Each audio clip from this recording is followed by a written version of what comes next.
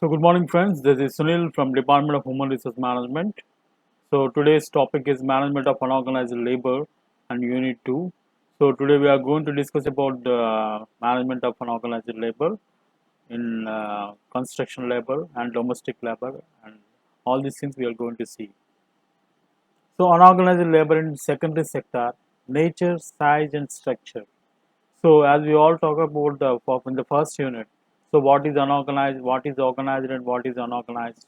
So as you all know about the organized and unorganized labor, now we'll going little bit further for this secondary sector. So nature, size, and structure. Definition of unorganized labor. So what is unorganized labor? So this sector which is not registered with the government and whose terms of employment are not fixed and regular is considered as unorganized sector. So in this sector, no government rules and regulations are followed. So normally they don't have a relationship with the government and they are purely belongs to the unorganized sector. Unorganized means they are not permanent workers. They are working for their existing lives, struggle for existing lives to get the food.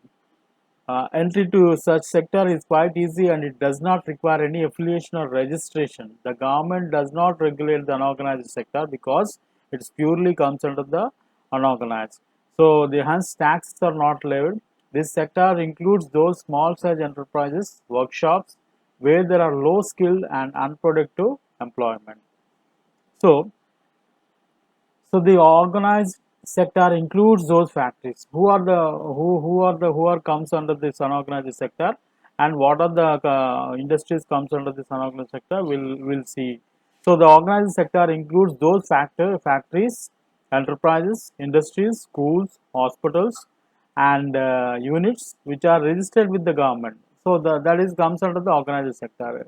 So it is also includes shops, clinics, offices, processes possesses of a formal license, and on the other hand, unorganized sector, construction workers, domestic workers, workers working on the streets, street vendors, people working in small workshops, not affiliated with the government. So this is low unemployment in the organized sector as compared to the organized sector.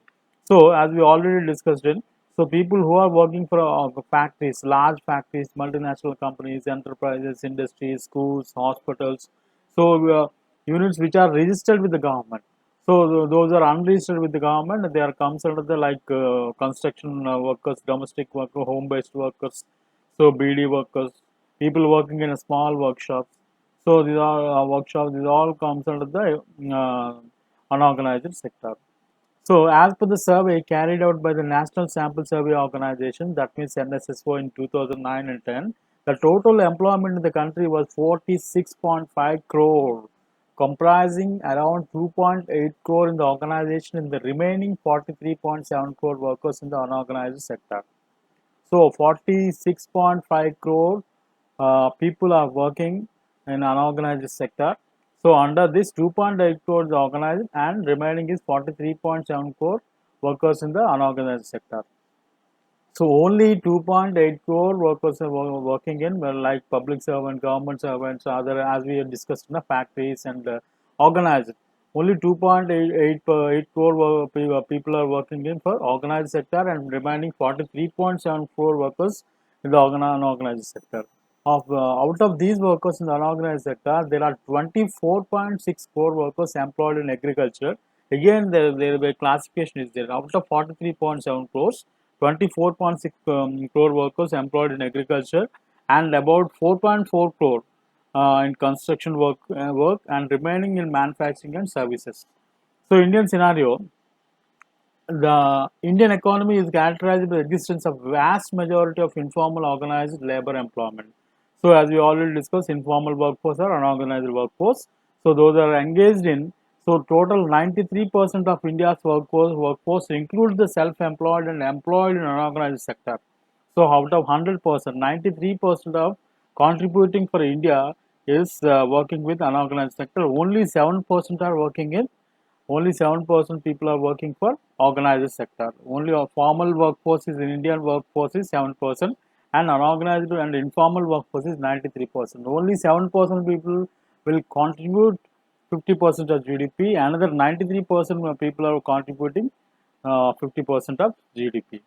So, the Ministry of Labour, Government of India has categorized the unorganized labour force under the four groups in terms of occupation, nature of employment, specially distressed categories and service categories. So, Ministry of Labour, Government of India has categorized four groups of unorganized labour. So, we will see in the next slide. So, nature and size of unorganized labor in secondary sector under terms of employment, under terms of nature of employment, under terms of specially distressed category, under terms of service category.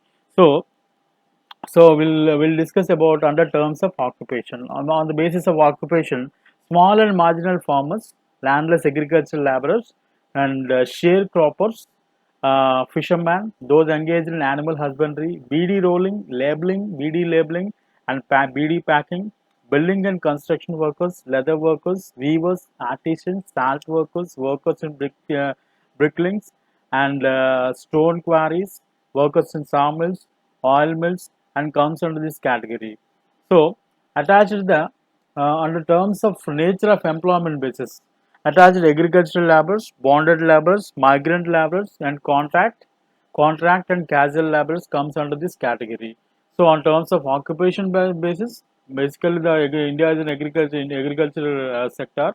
So, farmers, landless agricultures, and sharecroppers and fishermen, and based on the occupation basis, fisherman we will do the fishing, and barber will do the barbering work, and cobbler will do the cobbling work, and likewise based on the occupation basis and based on the employment nature, agricultural labor, bonded labor, migrant workers, contract and casual labor comes under this category. So under the terms of specially distressed category, toddy toppers, scavengers, carriers of head loads, drivers of animal driven vehicles, loaders and unloaders comes under this category. Under the specially distressed category, toddy tappers అంటే కళ్ళు గీత కార్మికులు అంటారు కదా వాళ్ళు అనమాట. So scavengers and carries of head loads. Scavenger carries are normally we could have seen in construction labor, and scavengers and drivers of animal and driven vehicles, loaders and unloaders. So comes under this category. So under terms of service category, midwives, domestic workers, fishermen and women, barbers, vegetable and fruit vendors. So here, in terms of category wise, midwives. Earlier days, there is no nursing is there. In the earlier starting days, midwives will deliver the pregnant women delivered by the through midwives. Domestic workers, as we all most of the Indians, most of the people depending on domestic work, like servants and all. So fishermen and women, barbers, vegetable and fruit vendors.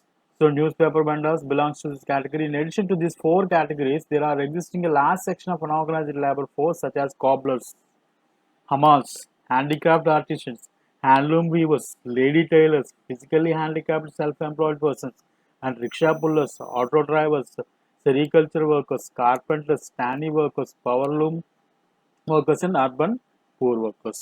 So these are the four types of employment it was categorized by Ministry of Labor.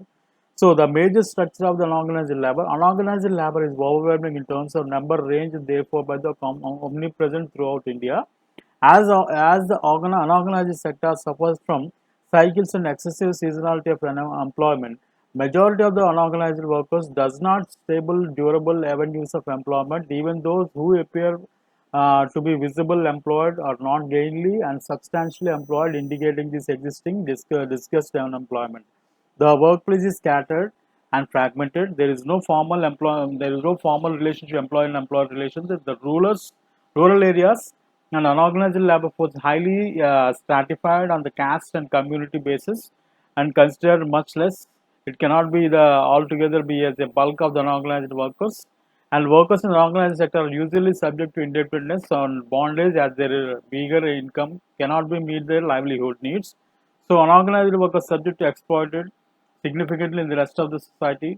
So their wages are very low, and even for close comparable jobs where labor productivity are no different, the work status is of inferior quality of work and inferior terms of employment, both remuneration and employment.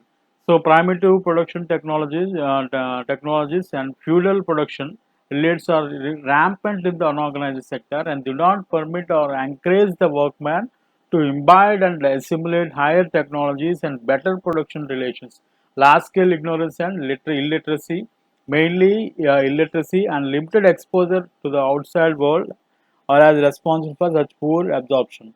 Unorganized workers do not receive sufficient attention from the trade unions also, and inadequate and ineffective labor laws standing related to the unorganized sector. So, wages and legal implications. Social security measures. So it is rightly true that when independent Indian constitution was drafted, social security was specially included in the list 3 to schedule 6 of the constitution, and it was made as a concurrent responsibility of the central and state governments. A number of directive principles of state policy or social security were incorporated in Indian constitution. The initiatives of the form of acts such as the Workman Compensation Act, that as earlier it has changed to the Employee Compensation Act in the year of 1923, the Industrial Disputes Act 1947, ESI Act 1948, the Minimum Wages Act 1948, and Coal Mines Provident Fund Miscellaneous Provisions Act and 48, and the Employees Provident Fund Miscellaneous in 1952, and Maternity Benefit Act, and Siemens Provident Fund Act, and the Contract Labor Act 1970, and Payment of Gratuity Act 1972, the Building and Construction Workers Act 1996, and reveal the attention given to the organized workers to attain different kinds of social security and welfare benefits. So, in spite of the fact that not much has been done in providing social security cover to the rural poor and unorganized labor force, the country has made some beginning in that direction. Both the central and the state government have formulated certain specific schemes to support unorganized workers. So, this becomes clear even in the highly proclaimed National Rural Employment Guarantee Scheme (MNREG). So, normally it has in the seasonal employment workers who are participated for the MNREG. There is a 100 days work program is there for all the for rural people. So, rural people will be provided 100 days of in a year, 100 days of work. It's a guarantee for through an NREGA scheme. So National Rural Employment Guarantee Scheme in 2005. So what about the rest of the days? So now they could have been provided only for the 100 days of employment in a year. So they will get a 100 days of employment for the rural National Rural Employment Guarantee Scheme. So what about the other days? The other days, no one will take care of as per this act, the work guarantee applies in rural areas only. What about the urban people? Even though in the urban areas also, so there are a lot of unorganized workers are there. So this will be benefited only for the agricultural labor, those who are dwelling in rural people only. So, and looking at the recent Unorganized Social Security Act 2008 came into force in the year of 2008, one really wonders if there is any provision for unorganized workers in this act other than some guidelines about the available social security schemes in the country. So, here are as per the act, nothing is mentioned about what constitutes appropriate and adequate social security for the vast mass of unorganized workers and their dependents. So, what eligibility criteria, if any, ought to be prescribed? What will be the scale and benefits of the workers and their families are entitled to receive and under the conditions? So, funding arrangements must be put in positions to meet the cost of social security. So, therefore, this law which does not deal with the issue of unemployment and it purely relates to its regulation, wages, and conditions of work. So, it is not merely incomplete but dysfunctional if it is proceeds to deal with the social security standalone basis. So, the act suffers from a serious lack of legislative policy and intent. Ultimately, this act is eyewash, which has neither in the capacity to address nor the inbuilt provision to provide solutions to the needs of the unorganized sector. So even the provisions and procedure of the Minimum Wage Act 1948 is so vague and futile that different states of India have fixed abysmally meager wages, and the two which such variations from the state to state.